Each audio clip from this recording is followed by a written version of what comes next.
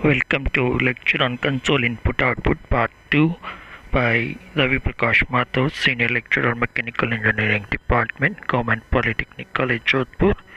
Unit number 3 and subunit is covered as 3.3. We have discussed in part first also formatted output और उसका थोड़ा सा part जो आगे हम और चाहेंगे डिस्कस करना वो एस्केप सीक्वेंसेस से संबंधित है। जस्ट स्टेटमेंट जो आपके सामने स्लाइड पे है, एक बार इसको देखें स्टेटमेंट को हम। We saw earlier how the new line character that is the slash n backslash n when inserted in a printf format string takes the cursor to the beginning of the next line. The new line character is an escape sequence so called because the backslash symbol is considered as an escape character. It causes an escape from the normal interpretation of a string so that the next character is recognized as one having a special meaning. आप समझ रहे हैं इस बात को, हमने एक बार पहले भी डिस्कस किया है इसी, जबकि एन बैकस्लैश एन के साथ अगर आप एंटर, इसका मीनिंग ये है कि वो नेक्स्ट लाइन पे शिफ्ट हो जाएगा। प्रिंटफ के साथ जनरली काम में लिया जाता है, वो एस्केप करता है, जो रनिंग आपका चल रहा है कमांड उसके एस्केप करके नेक्स्ट लाइन पे वो कर्सर के आपकी सीक्वेंस को ले जाएगा। The following example shows uses of backslash n a new escape sequence backslash t called tab. Tab आपने देखा होगा कीबोर्ड के ऊपर की दोनों साइड में होता है generally. Backslash T moves the cursor to the next tab stop. Tab को आप जब दबाएंगे तो जो हमारा स्क्रीन है वो जिसके अंदर, इसमें आप देखेंगे कि जैसे ये टी कॉलम का स्क्रीन है, इसमें हम दिखा रहे हैं अगर, तो उसमें 10 टैब स्टॉप्स होते हैं। और अगर हम ये इसका मतलब ये जाने तो उसमें 10 जोन होते हैं जिसमें 8 कॉलम हर एक जोन में होंगे। तो हम अगर एक प्रिंटिंग का एक टैब को लेके कर्सर जहाँ भी प्रिंटिंग करते हैं तो वो नेक्स्ट जोन में शिफ्ट हो जाता है। अभी एग्जांपल से आप इसको समझ पाएंगे।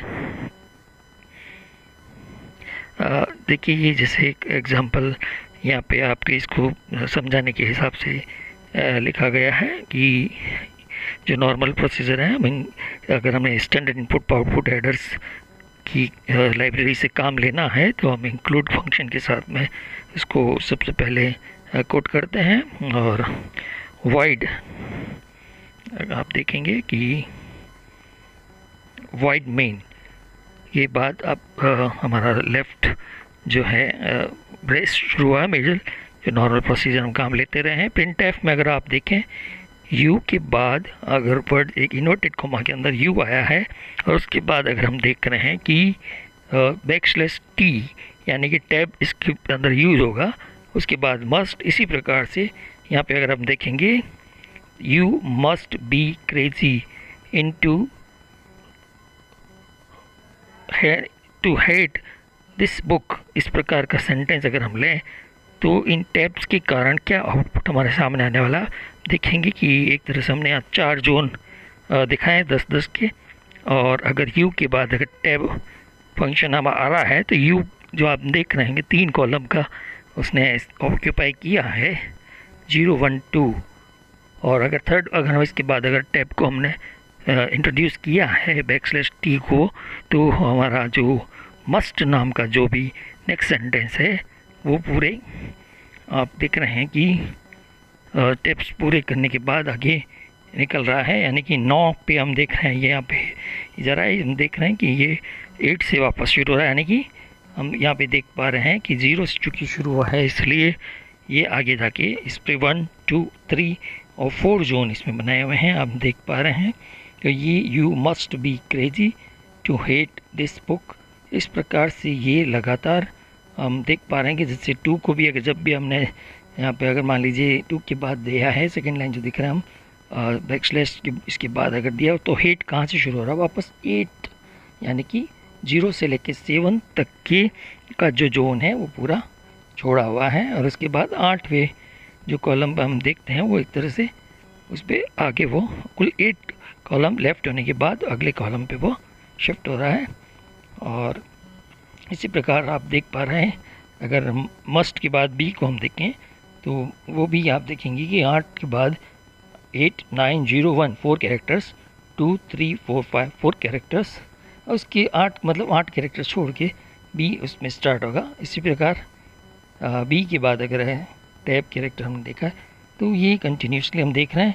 बीच में हमने देखा है कि क्रेजी के बाद एक बार वापस जो है printf फंक्शन के साथ \n का यूज़ किया गया है। इसका मतलब इस स्थिति में क्रेजी के बाद चूँकि \n नाम का एस्केप सीक्वेंस यूज़ किया गया है तो 2 जो है वो नेक्स्ट लाइन पे शिफ्ट हो गया है। पहला जो उसका 0 कॉलम है, 0 जो इंडिकेटेड कॉलम है उस पर शिफ्ट हो गया है। 2 के बाद फिर से हम देख रहे हैं कि \t और दिस हेड के बाद \t, दिस के बाद \t, ये हम देख रहे हैं तो वो बराबर नेक्स्ट स्टेप पे शुरू हो रहे हैं। इस प्रकार का आप ऑब्जर्वेशन ले सकते हैं। The n character causes a new line to being following crazy, ये भी हमने बताया था आपको। Tab and new line are probably the most commonly use escape sequences, लेकिन इनके अलावा भी और भी बहुत सारे हैं। ये हम यहाँ पे एक टेबल में हम शो कर रहे हैं नीचे, जैसे कि \, हमने पहले बात की, और t आप देख रहे हैं पहली लाइन में फर्स्ट कॉलम में \n, इसका मीनिंग न्यू लाइन, और अगर हम देखें तो \t इसी लाइन में एस्केप सीक्वेंस हमने काम लिया तो उसका मतलब है टैब का उसका उद्देश्य रहेगा। इसी प्रकार सेकंड जो है n के बाद \b, उसको हम बैक स्पेस कहते हैं, इस एक स्पेस लेफ़्ट में शिफ्ट हो जाएगा।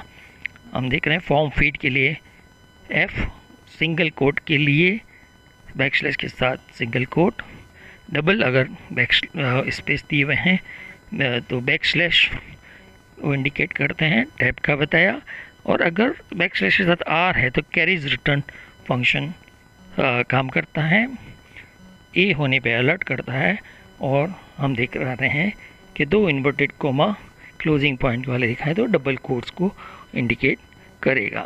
printf के साथ यूज़ किए जाने वाले ये विशेष एस्केप फंक्शंस हम बातचीत कर रहे हैं उनके बारे में। हम देख पा रहे हैं कि the first few of these escape sequences are more or less self explanatory. हम देख रहे हैं \b moves the cursor 1 position to the left of its current position, r takes the cursor to the beginning of the line in which it is currently placed। ये अंतर है r और n। आप देखेंगे कि r अगर है तो वो उसी लाइन में जहाँ शुरू किया था फर्स्ट उस जगह पे रिटर्न होके आ जाएगा। अगर अब हमारे पिछले एग्जाम्पल को हम ध्यान दें तो अगर इस केस में क्रेजी के बाद जो हम देख रहे हैं क्रेजी के बाद \n की जगह अगर \r हमने लगाया होता तो उस केस में ये वापस u के पर शिफ्ट हो जाता। तो प्रिंटिंग जो आपकी वापस से शुरू जो हो जाती है एक तरह से u मस्ट बी क्रेजी इस टाइप से शुरू हो जाती, मतलब कैरीज नेक्स्ट लाइन पे शिफ्ट नहीं होगी, सेकंड लाइन में जो बातचीत हमारी जो है वो नहीं आती बल्कि कैरीज रिटर्न वहाँ पे चला जाता। आगे देखें हम ए जो काम क्या करता है, ये alerts the user by sounding the speaker inside the computer. Form feed advances the computer stationery attached to the printer to the top of the next page. Means अगर प्रिंटर लगा हुआ है और हमने \f अगर यूज़ किया है तो उस स्थिति में प्रिंटर वो जो नॉक्स टॉप पोजीशन और नेक्स्ट प्रिंटर में जो है वहाँ पे नेक्स्ट जो पेज है उसकी टॉप पोजीशन पर कर्सर शिफ्ट हो जाता है। Characters that are ordinarily used as delimiters that just like single quote, double quote and the \, can be printed by preceding them with the \. Thus, the statement printf using small braces we always use for this purpose.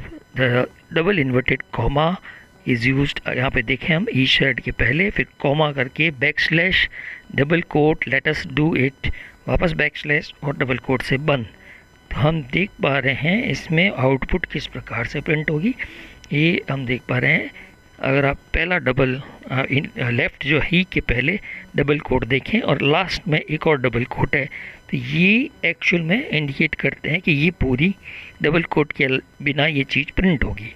अब हम देख रहे हैं इस कारण से he said और comma print हो गए, पर अगर हमें लेट अस डू इट को खुद को इन्वर्टेड कॉमा में डबल कोट में प्रिंट करना है तो उससे जस्ट पहले हमने बैक स्लैश यूज़ किया है। इसके कारण से, बैक स्लैश के कारण से जो डबल कोट है वो खुद भी प्रिंट हो रहा है, जबकि ही के पहले जो डबल कोट हमारा है वहाँ पे बैक स्लैश नहीं है, इसलिए वो प्रिंट नहीं होता है। वो प्रिंटफ फंक्शन में ऑलरेडी हम जब चीज़ को किसी को प्रिंट करना चाहते हैं ब्रैकेट ब्रेसेस के अंदर, तो हम इन्वर्टेड कॉमा में उसको लिखते हैं और वह चीज़ एज इट इज़ प्रिंट होती है, जैसा कि यहाँ he said comma let us do it print हुआ है। So far we have been describing printf's specification as if we are forced to use only %d for an integer, only c for a character, only %s for a string, and so on. This is not true at all. In fact, printf uses the specification that we mentioned and attempts to perform the specified conversion and does its best to produce a proper result. Sometimes the result of nonsensical, as in case when we ask it to print a string using %d. Sometimes the default result is useful, as in the case of ask printf to print ASCII value of a character using %d. Sometimes the result of disastrous and the entire program blows up. Let us now turn our attention to scanf, and scanf allows us to enter data from keyboard that will be formatted in a certain way.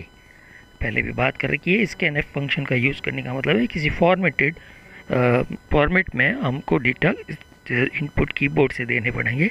The general form of statement is follows scanf, फिर small हम brace को काम लेते हैं, small bracket या कहते हैं हम जिसे इन्वर्टेड कॉमा में फॉर्मेट स्ट्रिंग्स यूज़ करेंगे, कॉमा लगा के हम list of addresses of variables use करेंगे। एग्जांपल किस प्रकार से ये देख पा रहे हैं, scanf, फिर हमने दो स्मॉल ब्रैकेट शुरू किया, small braces, inverted comma double का हमने कोड का यूज़ किया है, %d फॉर्मेट का हमारा है, हम जो देख रहे हैं आगे जस्ट इसकी कॉरस्पॉन्डिंग जब फॉर्मेटिंग कंप्लीट हो रही थी, एंड सी यानी कि सी एड्रेस पे जो वैल्यूज आने वाली है उसका फॉर्मेट जो है %d, जिसे इससे यानी कि डेसिमल से गवर्न होगा, इंटीजर से गवर्न होगा एक्चुअल में, और सॉरी इंटीजर से गवर्न होगा।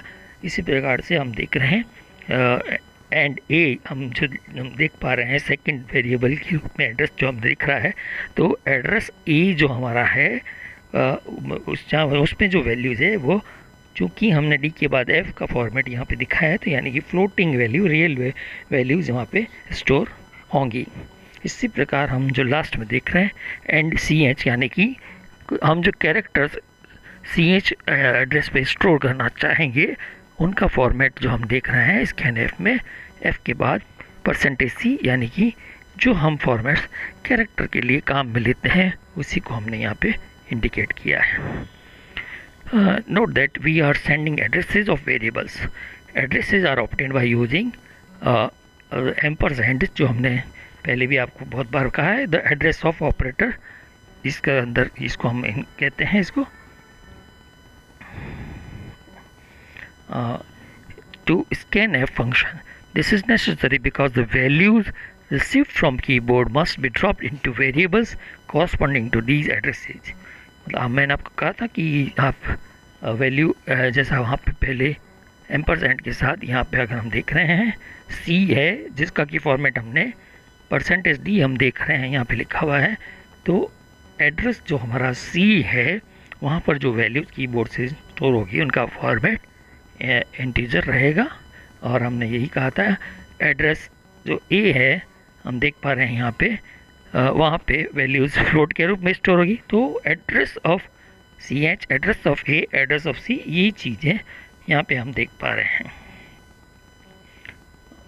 The values that are supplied through the keyboard must be separated by either blanks, tabs or new lines. Do not include these escape sequence in the format string. All the format specifications that we use for printf or functions are applicable to scanf function as well. तो इस प्रकार से आज केवल अब escape sequences के बारे में हमने बात की। अब जो नेक्स्ट अभी इसका एक पार्ट था हम और ऑर्गेनाइज कर रहे हैं, इसके लिए उसमें हम अनफॉर्मेटेड जो हमारे इनपुट फंक्शंस है उनके बारे में बातचीत करेंगे। इस पर्टिकुलर लेक्चर के संबंध में अपनी क्वेरीज, अपने doubts by WhatsApp mobile number पर आप भेज सकते हैं। मैं आपकी क्वेरीज को डिस्कस करके आपको सेटिस्फाई करने की कोशिश करूँगा।